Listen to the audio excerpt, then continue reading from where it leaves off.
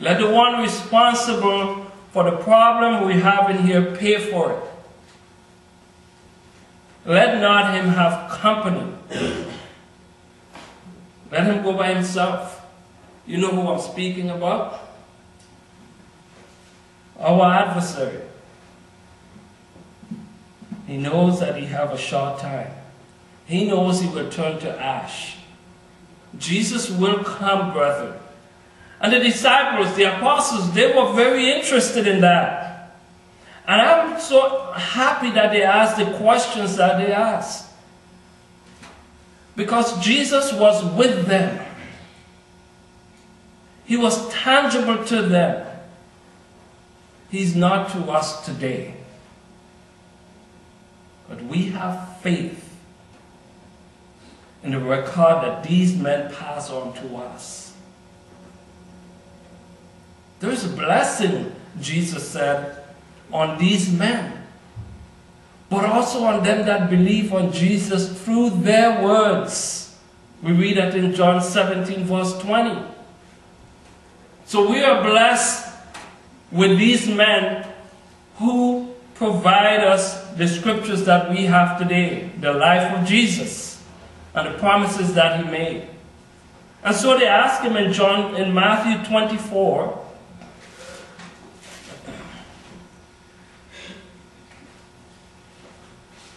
Matthew 24, right after they showed him the beautiful temple. Look, check it out in Jerusalem. And Jesus told them that not one stone will be left on that temple. Every one will be hewn down. That temple will be destroyed, Jesus told the disciples.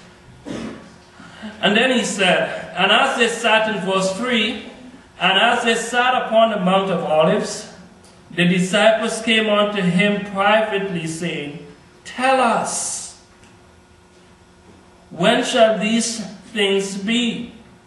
And what shall be the sign of thy coming and the end of the world? Beautiful questions.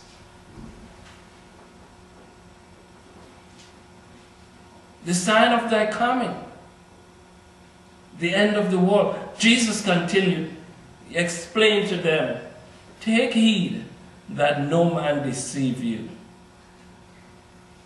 Take heed. For many, Jesus is saying, shall come in my name, saying,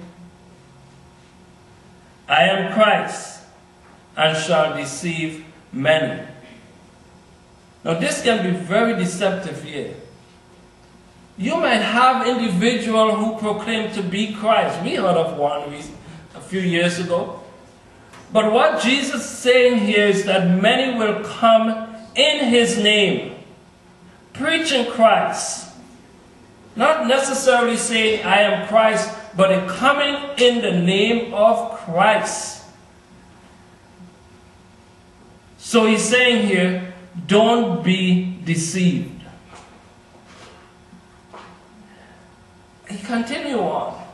Ye shall hear of wars, rumors of wars. See that ye be not troubled. For all these things must come to pass, but the end is not yet. So don't be confused.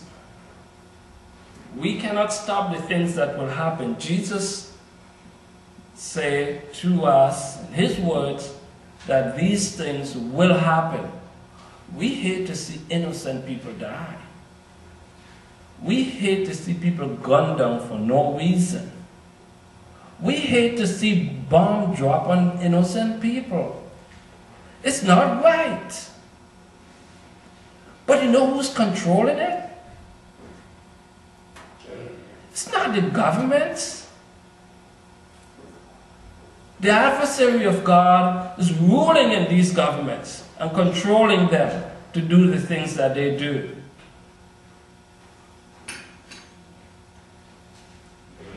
So Jesus is saying, these are the things that will happen.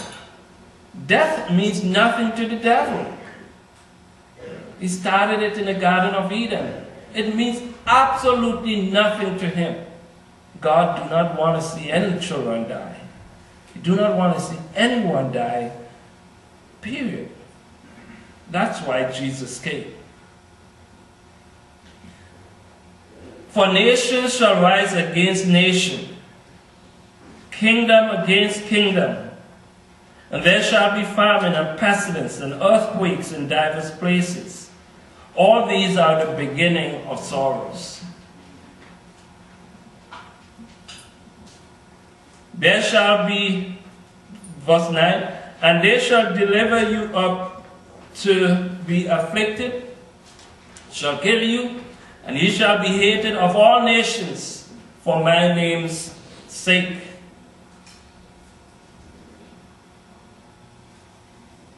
We shouldn't be surprised if we are the children of God and they hate the Father. Obviously the children will be hated. So it's no surprise. Don't wonder, what have I done wrong?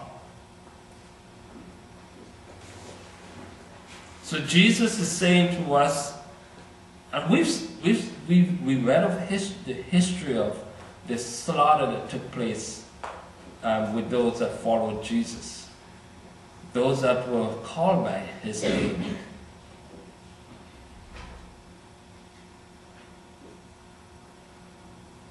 The devil did not want God's words to get to us. Did you know that? The burning of the Bible, this prevention of translation. He did not want us to have a chance in the second coming of Christ. But we have it. What are we going to do with it? How are we responding to the promises?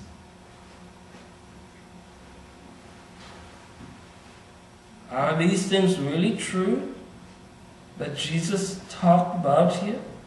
Verse 10, he says, and then shall many be offended, and shall betray one another, and shall hate one another.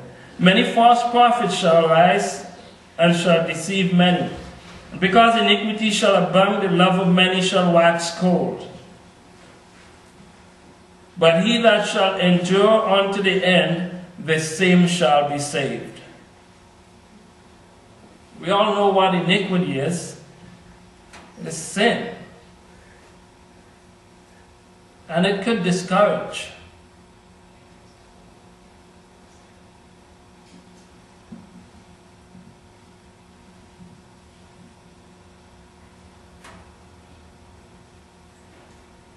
In Matthew 24, verse 29, so these are some of the things that Jesus said will happen prior to his return, as the disciples wanted to know. But as he is saying, we must endure all these hard times, all these affliction. And through the affliction and problems that this world will suffer, and the problems we'll go through, this gospel must still be preached. The gospel of the kingdom, the gospel of the return of Jesus Christ must be preached to all the world for a witness. Then shall the end come.